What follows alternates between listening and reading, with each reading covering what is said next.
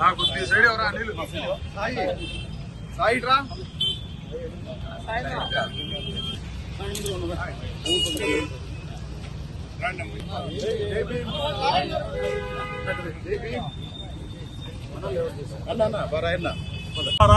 మరి అందరికి అర్థమవుతుంది ఏంటంటే రామ్ గోపాల్ గారు ఒక యాక్టర్, ఒక నటుడు.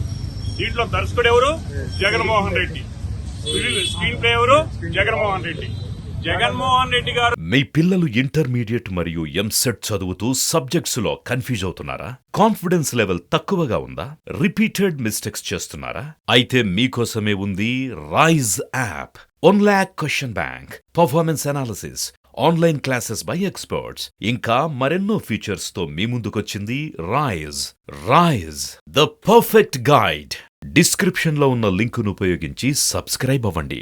దర్శకత్వం ఇస్తే ఒక దర్శకుడు నటిస్తున్నటువంటి అంశంలో మన కొలికపూడి శ్రీనివాసరావు గారి కేసులో మనకు పూర్తి స్థాయికి అర్థమవుతుంది. రెండో అవతారం ఏంటంటే సగం రాజకీయ నాయకుడు. ఎందుకంటే రాజకీయం కలర్ పూసుకొని రాజకీయ దురుద్దేశంతో రాజకీయ ప్రయోజనాలు కలిగించే విధంగా మరి రామ్ గోపాల్ వర్మ గారు ఏదైతే ప్రజల్లో విద్వేషాలను రెచ్చగొట్టే విధంగా మరి కొలకపూడి శ్రీనివాసరావు గారు ఒక బాధ్యతాయుత ఉపాధ్యాయుడే కాదు, ఎంతో మంది ఐఏఎస్ ని ఐపీఎస్ ని తీర్చిదిద్దిన వ్యక్తి. ఈ సమాజంలో రాబోయేటటువంటి విద్వేషాలని పసిగట్టి దాన్ని దివాంతర చేయడానికి మాత్రమే ఆయన చేసినటువంటి ప్రయత్నంలో భాగమే ఇది. అన్నిటి కూడా అంశం అనేది కూడా మనం భావించాల్సిన అంశం. హైదరాబాద్ లో ఒక టీవీ ఛానల్లో హైదరాబాద్ లో ఉండే రామ్ గోపాల్ వర్మని నేనేదో అన్నానని హైదరాబాద్ లో నా ఇంటికి వచ్చి ఆంధ్రప్రదేశ్ సిఐడి వాళ్ళు ఒక నోటీస్ ఇచ్చారు. కాబట్టి నేను మళ్ళీ చెప్తున్నా, హైదరాబాద్ స్టూడియోలో జరిగిన ఒక సంఘటన గురించి, హైదరాబాద్ లో ఉండే రామ్ గోపాల్ వర్మ ఇచ్చిన కంప్లైంట్ గురించి, హైదరాబాద్ లో నా ఇంటికి వచ్చి సిఐడిలు వాళ్ళకి ఆ జ్యూరిస్డిక్షన్ లేకపోయినా సరే ఈ కేసు పెట్టి నాకు నోటీస్ ఇచ్చిన కారణంగా చట్టం మీద గౌరవంతో సిఐడి వాళ్ళకి పూర్తి స్థాయిలో సహకరించడానికి ఈరోజు గుంటూరు సిఐడి ప్రాంతీయ కార్యాలయానికి రావడం జరిగింది.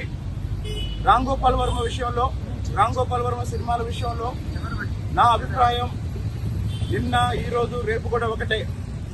యువతరాన్ని తప్పుదోవ పట్టించే, విష సంస్కృతిని పెంచే సినిమాల ద్వారా, అలాగే వ్యూహం సినిమాలో తెలుగుదేశం పార్టీ నాయకులు చంద్రబాబు నాయుడు గారిని, లోకేష్ గారిని, అలాగే జనసేన నాయకులు పవన్ కళ్యాణ్ గారిని, వాళ్ల కుటుంబ సభ్యుల్ని లక్ష్యంగా చేసుకొని అసత్యాలతో అశ్లీలంగా ఎన్నో సీన్స్ పెట్టి దాని గురించి మళ్లీ వైసీపీ నాయకులందరూ ప్రీ రిలీజ్ ఫంక్షన్ లో మాట్లాడిన తర్వాత ఈ సమాజం పట్ల ఒక బాధ్యతాయుతమైన ఉపాధ్యాయుడిగా నేను రామ్ గోపాల్ వారి విషయంలో మాట్లాడటం జరిగింది.